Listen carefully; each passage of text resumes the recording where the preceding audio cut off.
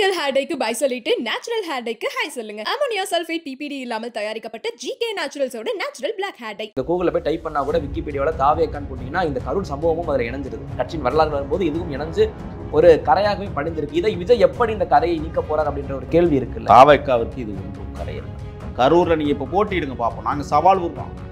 செந்தில் பாலாஜின்னு இருக்கட்டும், ₹1 செலவழிக்காம தைரியம் இருந்தா, தெம்பு இருந்தா, திராணி இருந்தா, ₹1 செலவழிக்காம களத்துக்கு வாங்க பார்ப்போம். சந்திக்கிறதுக்கு தயாராக இருக்கிறது தமிழக வெற்றிக்கழகம். யாருக்கிட்ட மோதி பார்க்குறீங்க? உங்களால் ஒரு இடத்திலும் வெற்றி பெற முடியாது. அதற்கெல்லாம் தூவம் பிடிக்கிற வைகோ, கம்யூனிஸ்ட் இயக்கங்கள், விடுதலை சிறுத்தைகள் போன்ற இயக்கங்கள் எல்லாம் இன்றைக்கு வாய்கிலியை பேசுவது என்பது நகைப்புக்குரியதாக இருக்கிறது. எவ்வளவு சம்பவங்களை இவர்கள் வேடிக்கை பார்க்கிறார்.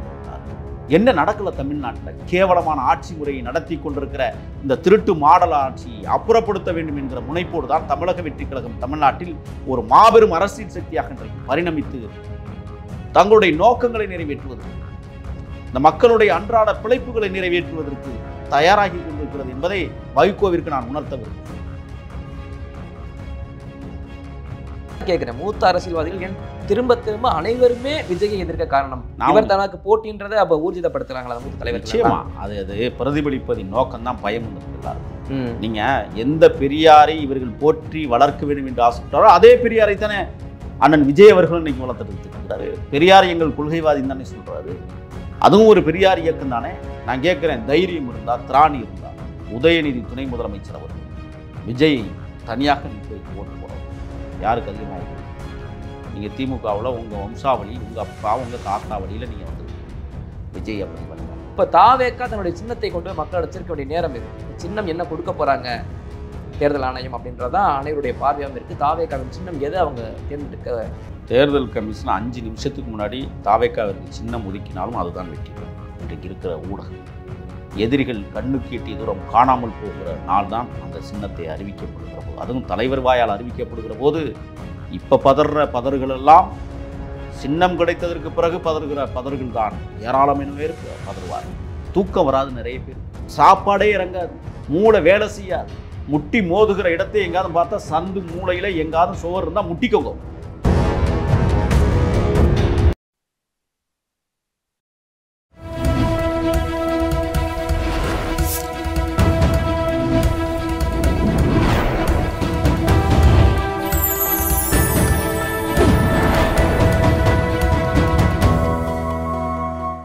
சேனல் 5 தமிழ் நேயர்களுக்கு வணக்கம். இன்றைய நேர்காணலில் நம்மோடு இணைந்திருப்பவர் தமிழ் தேசிய ஆதரவாளர் திரு முகில் அவர்கள். வாருங்கள், அவரோடு பேசுவோம். சார் வணக்கம். வணக்கம். நேற்று கூட பார்த்தீங்க அப்படின்னா மதிமுகவின் தலைவர் வைகோ அவர்கள் பேசியிருக்காரு. இந்த கரூர் சம்பவம் தொடர்ந்து விஜயை விரட்டிக்கிட்ட தான் இருக்குது. அவருடன் அது பேசுகிறாரு. கரூரில் உயிரிழந்தவர்கள் குடும்பங்களை இங்கே சென்னை வர சொல்லி விஜய் சந்திச்சிருக்காரு. கடவுள் கூட இந்த மாதிரி யாரையும் வந்து பாருன்னு சொல்லாது, இவர் என்ன கடவுளா இப்படி வந்துலாம் பார்க்க சொல்கிறாரு, ஏன் இறந்தவர் வீட்டுக்கு போக மாட்டாரா அப்படின்னு சொல்லி ரொம்ப இன்னமும் ஆசை கூட பேசியிருந்தார் வைகோ அவர்கள். ஏன் விஜயை சுற்றி சுற்றி இந்த கரூர் தீர சம்பவம் அவரை சுழன்றடிக்க காரணம் என்ன? நாத்திகம் என்றது. கடவுள் எங்கே வந்திருக்கிறார்? வைகோ இப்படி பேசுவது என்பது கேவலமாக அருவருக்கத்தக்க வகையில் இருக்குது. பெரியாரின் பாடத்தை கருப்பு துண்டை போட்டுக்கொண்டு கண்காணி வேலை செய்கிறதை இப்பொழுது கச்சிதமாக செய்து கொண்டிருக்கிறார் மரியாதைக்குரிய அண்ணன் வைகோ. காவல்துறை திட்டமிட்டு கரூருக்குள் நுழைய விடாமல் தடுத்து கொண்டிருப்பதை வைகோ உணரவில்லையா? உங்கள் தாயான மாரியம்மாள் சாராய கடைக்கு எதிரான போராட்டத்தில் அத்துமீறிய காவல்துறை பாராட்டுவீங்களா? காவல்துறை அன்னைக்கு நடத்திய விதங்களில்தான் உங்களது தாயார் மாரியம்மாள் இன்றைக்கு தியாக தாயாக பரிணமித்து நிற்கிறார். அப்போ அதிமுகவில் இருந்த காவல்துறை ஒன்று, இன்னைக்கு திராவிட முன்னேற்ற கழகத்தில் இருக்கிற காவல்துறை வேறையா? காவல்துறையினுடைய புத்தி ஒன்றுதான் எந்த ஆட்சிக்கு வந்தாலும். காவல்துறையை இவர்கள் கட்டுப்பாட்டில் வைத்து கொள்ளாமல் தடுமாற விடுகிறதனுடைய விளைவுதான் இன்றைக்கு இது போன்ற சம்பவங்கள். தளபதி தலைவர் விஜயை கரூருக்குள் வரவிடாமல் தடுத்ததை காவல்துறை என்பதை அண்ணன் வைகோ உணர வேண்டும். ஒன்று. ரெண்டாவது, நீங்கள் சொல்கிறீங்க கடவுளே நேரில் வந்தாலும் வந்துடுவார்னு. எந்த கடவுள் உங்களுக்கு நேரில் வந்திருக்கிறாரு? நாம் கடவுள் என்கிற வார்த்தையே பிழையானது என்று பேசி கொண்டிருக்கிற இந்த சூழலில் பெரியாரின் பேரன்கள் நாங்கள், பெரியாரின் வழிவந்தவர்கள் நாங்கள், தூய்மையான பெரியாரிய வாதிகளாக நாங்கள் தமிழ்நாட்டில் இருக்கிறோம். உங்களைப் போல தற்குறிகள் அல்ல நாங்கள். 6 சீட்டு கிடச்சிது, 4 சீட்டில் ஜெயிச்சாங்க, 8 சீட்டு கிடைக்குமாங்கிற ஏக்கத்தில் சொல்லப்படுகிற வார்த்தைகள் இது. இன்னும் எவ்வளவு தூரம் நீங்கள் தூக்கி சுமக்க முடியும்? நீ உங்களைப் போல அருவருக்கத்தக்க வகையில் இன்றைக்கு இருக்கிற முதலமைச்சரை வசைபாடியது எவராலும் வசைபாட முடியாது. வாய்கிலேயே பேசினீர்கள்.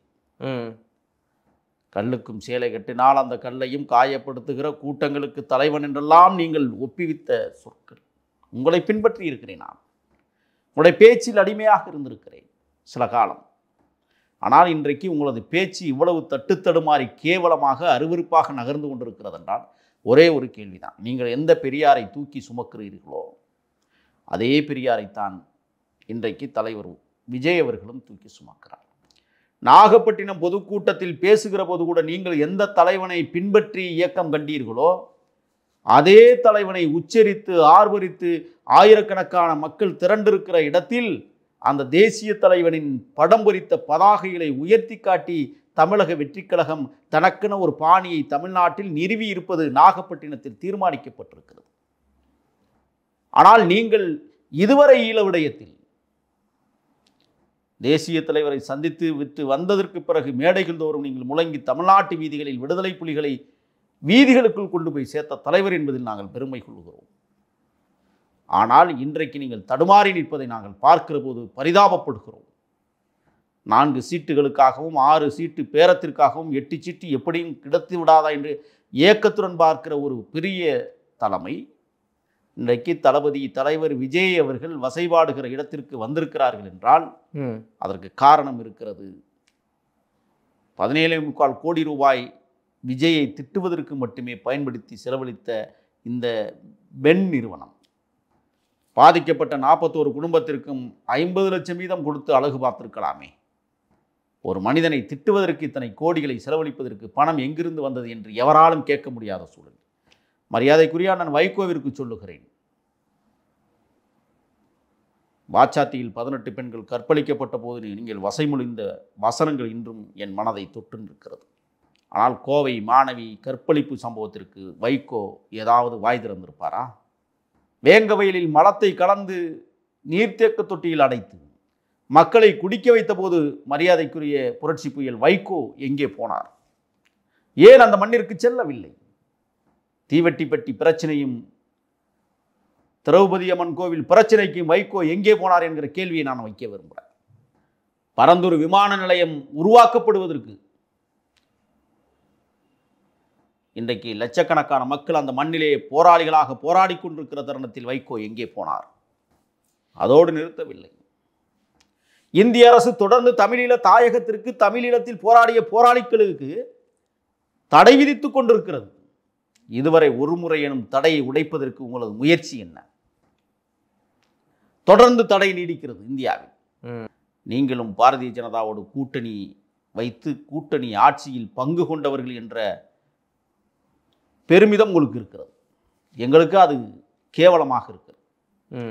பெரியாரின் வழிவந்த நீங்கள், கருப்பு துண்டை கழுத்திலே சுமந்திருக்கிற நீங்கள், தமிழ்நாட்டு வீதிகளில் படுகொலைகள் நடந்து கொண்டிருக்கிறது, அதை பார்த்து கொண்டிருக்கிறீர்கள். இப்பொழுது திருச்சியிலிருந்து நடைபயணத்தை தொடங்க இருக்கிறாராம். எதுக்காக நடைபயணம்? நீங்கள் ஏற்கனவே தொடங்கிய நடைபயணங்கள்லாம் கிழிச்சுக்கிட்டு நிற்கிறீங்க தமிழ்நாட்டில். கன்னியாகுமரியிலிருந்து சென்னை வரை நீங்கள் நடந்த நடைபயணம் சாராயத்தை ஒழிச்சிட்டீங்களா? காவிரி உரிமை நீர் பிரச்சனைக்காக நீங்கள் கன்னியாகுமரியிலிருந்து சென்னை வரை நடந்தீங்களே, காவிரி உரிமை மீட்டெடுத்துட்டீங்களா? அப்போ நீங்கள் தொடர்ந்து தமிழ்நாட்டில் அரசியல் அனாதையாகி போன காலகட்டத்தில் வேறு வழி இல்லாமல் எந்த இயக்கத்தை நீங்கள் எதிர்த்து களம் கண்டீர்களோ, எந்த இயக்கத்தை விட்டு வெளியேறுகிற போது உங்களுக்காக இடிமலை, உதயன், சகாங்கீர் போன்ற எண்ணற்ற போர் மறவர்கள் தன்னைத்தானே தீயிலிட்டு தடலாக்கி கொண்டார்களோ, அவர்களுக்கு செய்கிற தியாகம் இதுதானா? ஈழதாயகம் நொறுக்கப்பட்டு அடியோடு வீழ்த்தப்பட்டதற்கு பிறகு இன்று வரை நீங்கள் வாய் மூடி மௌனியாக இருப்பதன் மர்மம் என்ன? நீங்கள் வசைபாடாத கலைஞரை எவரும் வசைபாடியதில்லை. ஆனால் கலைஞருடைய இறப்பிற்கு சில மாதங்களுக்கு முன்பு கலைஞரை போய் சந்தித்ததில் குற்றமில்லை, இணைந்து செயலாற்ற வேண்டும் என்று கலைஞர் சொன்னதாக ஒரு சொல்லியை தமிழ்நாட்டு மக்களிடத்திலே பரப்பிக்கொண்டு இன்றைக்கும் நீங்கள் ஸ்டாலினுக்காக தூபம் பிடித்து ஒழுங்கற்ற கேடான முறைகேடான அருவருக்கத்தக்க வகையில் ஆட்சி நடத்துகிற இந்த ஆட்சிக்கு நீங்கள் தூணாக நிற்கிறோம் என்று பேசுகிற பேச்சு என்பது உங்களை ஆகையால் தான் பொதுமக்கள் அப்புறப்படுத்தி வைத்திருக்கிறார்கள் என்பதை மரியாதைக்குரிய அண்ணன் வைகோ உணர வேண்டும். காவல்துறை கட்டுப்பாட்டில் கரூரை வைத்துக்கொண்டு ஆடுகிற ஒரு கொடுங்கோல் ஆட்சி, தனியாக ஒரு ஆட்சி கரூரில் நடக்கிறது.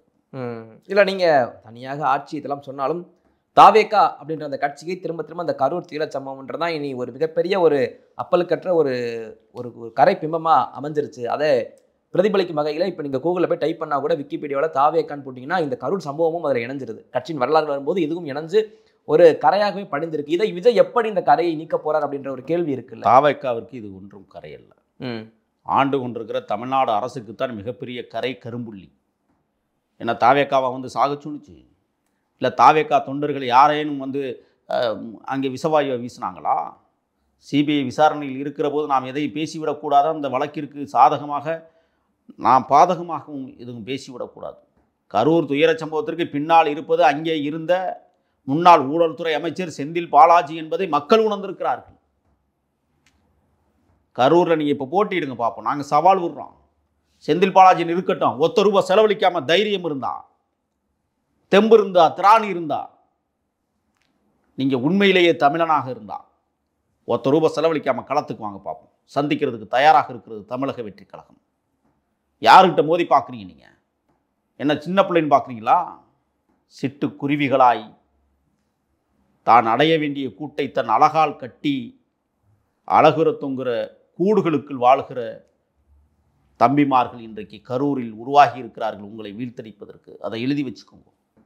செந்தில் பாலாஜிலாம் எங்களுக்கு ஒரு ஆளே கிடையாது, எழுதி வச்சுக்கோங்க. நீங்கள் ஒத்த ரூபாய் செலவழிக்காமல் நின்றுங்க. தமிழ்நாடு முழுக்க திராவிட முன்னேற்ற கழகம் என்கிற 25 ஆண்டு காலம் தமிழ்நாட்டை நாங்கள் ஆண்டிருக்கிறோம் என்று சொல்லுகிற இந்த திருட்டு கும்பல் யாரையும் கூட்டணி வைக்காமல் ஒத்த ரூபாய் செலவழிக்காமல் நின்றுங்க. தமிழ்நாடு முழுக்க டெபாசிட்டை கூட நீங்கள் வாங்க முடியாது.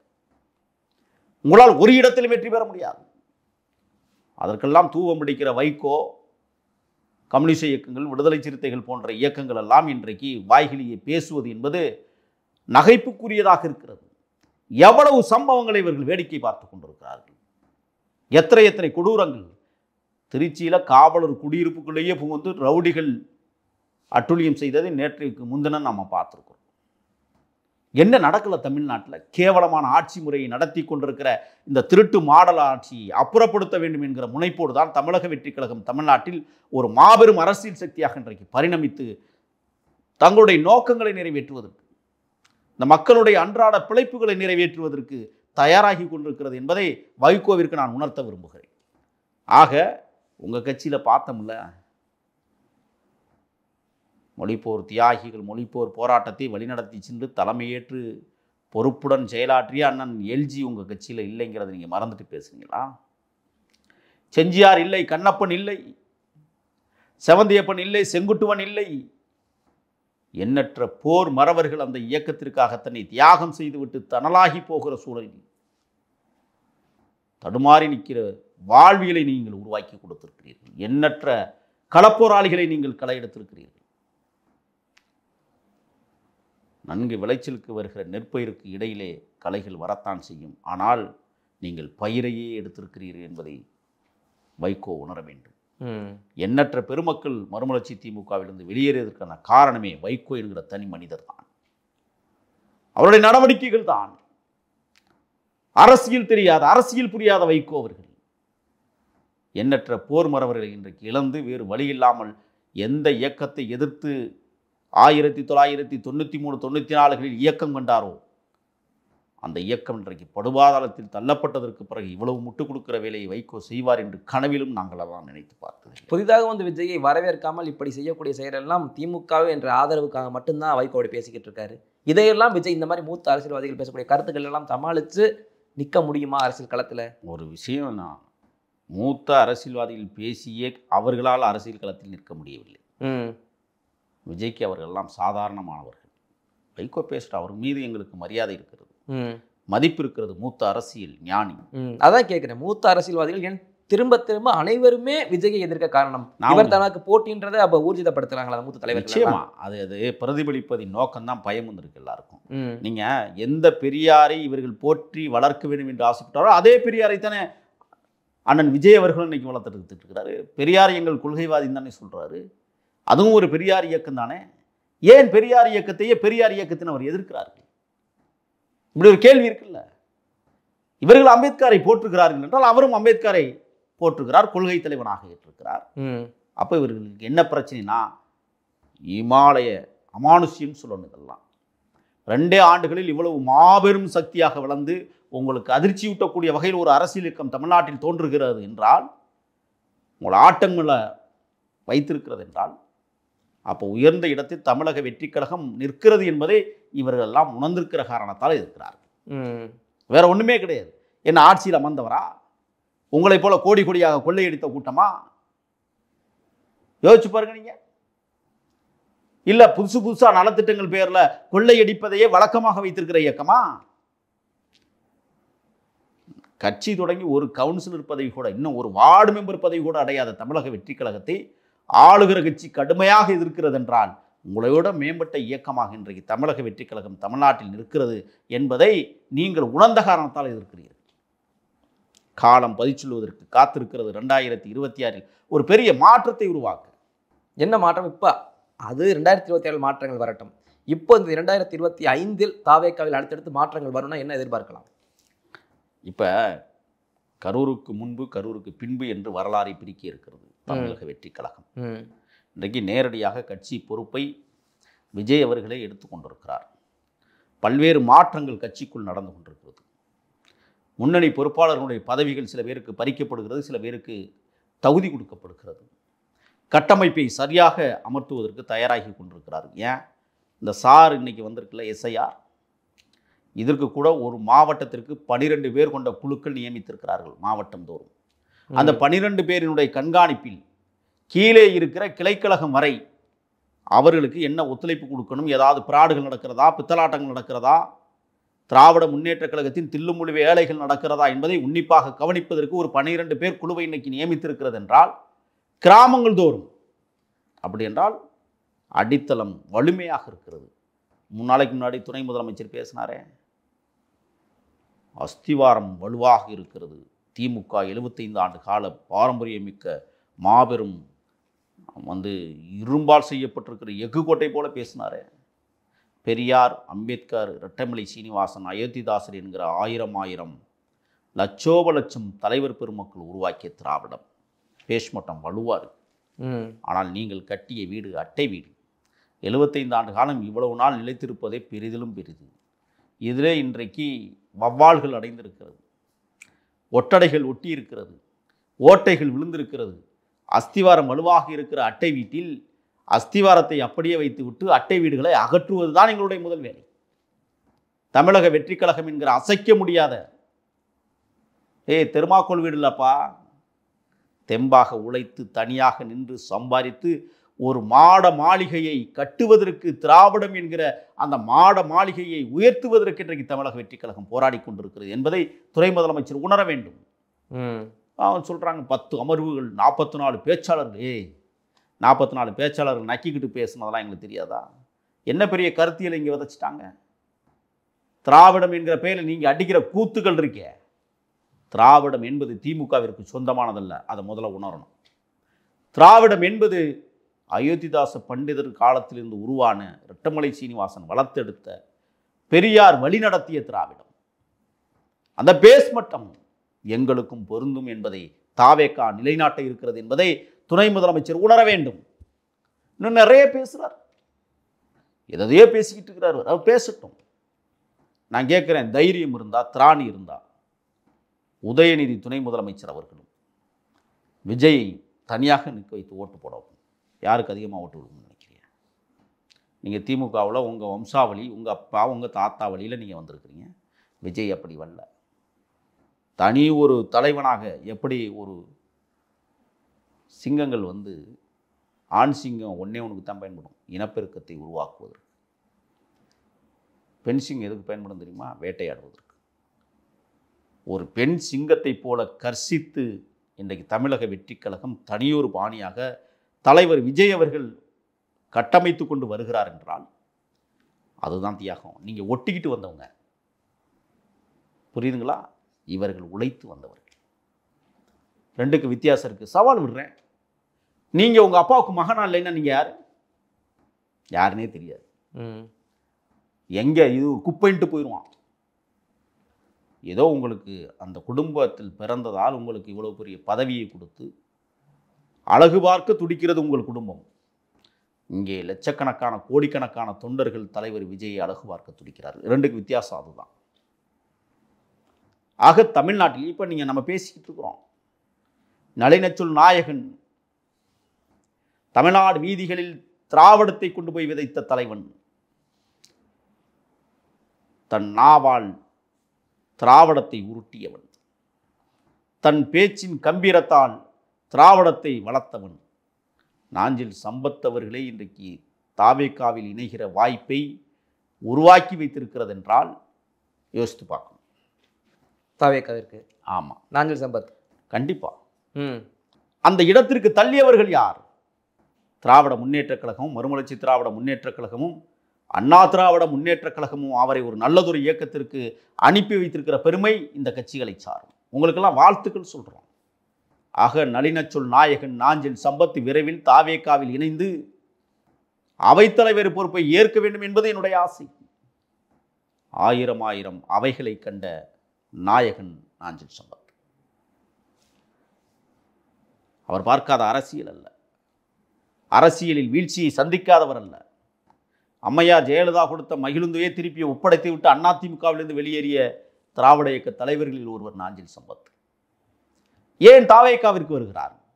பெரியாரின் போதனைகளை, அம்பேத்கருடைய வழிமுறைகளை கடைபிடிக்கிற தாவேகாவில் என்னை ஐக்கியப்படுத்திக் கொள்ள நான் ஆசைப்படுகிறேன் என்று சொல்லுகிறார் என்றால் எது உண்மையான திராவிடம் என்பதை உலகத்திற்கு உணர்த்தியிருக்கிறது நாஞ்சில் சம்பத் அவர்களுடைய வருகை.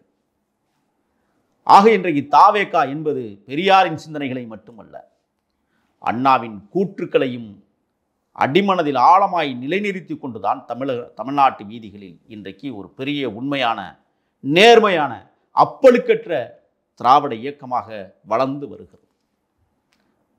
இங்கே இருக்கிறதெல்லாம் அது திராவிட இயக்கம் அல்ல, திருட்டு இயக்கங்கள்.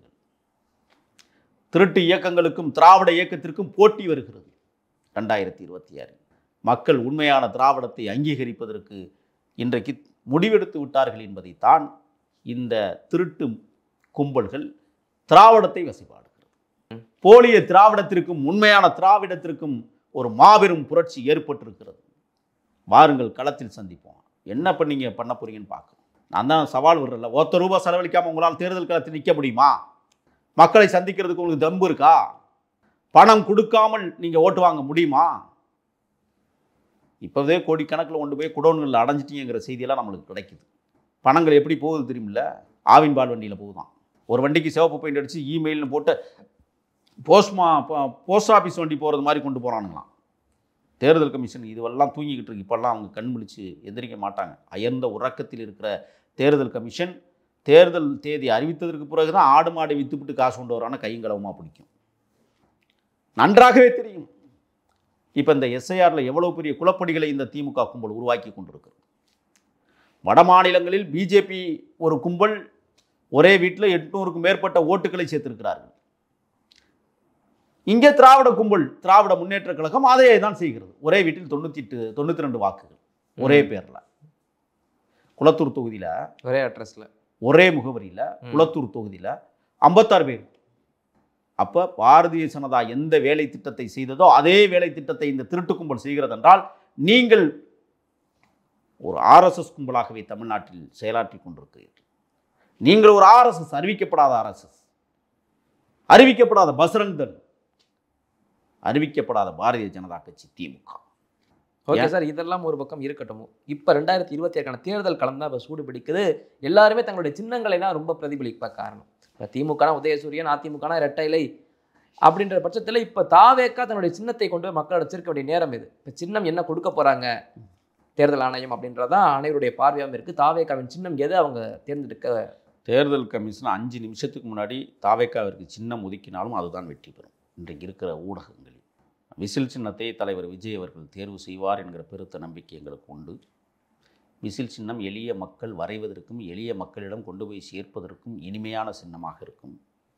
அதேபோல் நமது கழகக்கொடி வெற்றி கழகத்தின் வானுயர பறக்கிற அந்த கொடியில் இடம்பெற்றிருக்கிற வாகை மலரை அவர்கள் கேட்டிருப்பதாகவும் ஒரு செய்தி. அதுவும் வரைவதற்கு ரொம்ப எளிமையான சின்னமாக இருப்பதால் நிச்சயமாக இந்த 2 சின்னங்களில் ஏதாவது ஒன்றை தேர்தல் கமிஷன் அங்கீகரிக்கும் என்கிற அசாத்தியான நம்பிக்கையோடு நாங்கள் காத்திருக்கிறோம். அதில் முதலாவது இடத்தில் இருப்பது விசில். அதனால் சின்னத்தை நீங்கள் எப்போ வேணாலும் ஒதுக்குங்க, எங்களுக்கு ஒன்றும் கவலையே இல்லை. அடித்தட்டு மக்களிடம், அன்றாடங்காட்சி மக்களிடம், ஏழை எளிய மக்களிடம் 2 நிமிடம் போதும் அந்த சின்னத்தை கொண்டு போய் சேர்ப்பதற்கு. ஒன்றும் இல்லை, தலைவர் வெளியில் வந்து நமது சின்னம் விசில், முடிஞ்சு போச்சு. எதிரிகள் கண்ணுக்கு எட்டிய தூரம் காணாமல் போகிற நாள் தான் அந்த சின்னத்தை அறிவிக்கப்படுகிற போது, அதுவும் தலைவர் வாயால் அறிவிக்கப்படுகிற போது இப்போ பதற பதறுகளெல்லாம் சின்னம் கிடைத்ததற்கு பிறகு பதறுகிற பதறுகள் தான் ஏராளமான பேர் பதறுவார்கள். தூக்கம் வராது நிறைய பேருக்கு, சாப்பாடே இறங்காது, மூளை வேலை செய்யாது. முட்டி மோதுகிற இடத்தை எங்காவது பார்த்தா சந்து மூளையில் எங்காவது சுவர் இருந்தால் முட்டிக்கோங்க, வாய்ப்பே இல்லை உங்களுக்கு. ஏனென்றால் மக்கள் தயாராகிவிட்டார்கள் இந்த திராவிட கும்பல்களை ஒழித்து கட்டுவதற்கு, எதுவும் திருட்டு திராவிடத்தை ஒழிப்பதற்கு. உண்மையான திராவிடம் எது என்பதை மக்கள் அங்கீகரிப்பதற்கான தேர்தல் நடைபெற இருக்கிற இந்த சட்டமன்ற தேர்தல் யாருக்கு போட்டின்னு தெரியுமா? மக்களுக்கும் இன்றைய இருக்கிற ஆட்சியாளர்களுக்கும் இடையே நடைபெறுகிற போட்டி. அது மட்டுமல்ல, போலி திராவிடத்திற்கும் உண்மை திராவிடத்திற்கும் நடக்கிற உண்மையான போர். அறிவியல்களுக்கும் அறிவாயுதம் ஏந்தியவர்களுக்கும் போர். பெருசுகளுக்கும் சிறுசுகளுக்கும் நடக்கிற மாபெரும் புரட்சி போர். பார்ப்போம் வாங்க களத்துக்கு. ஓகே சார், இவ்வளோ நேரம் உங்களை நேரத்தை ஒதுக்கி பல்வேறு கருத்துக்கள் தந்தமைக்கு ரொம்ப நன்றி சார். தொடர்ந்து பேசுவோம். நன்றி.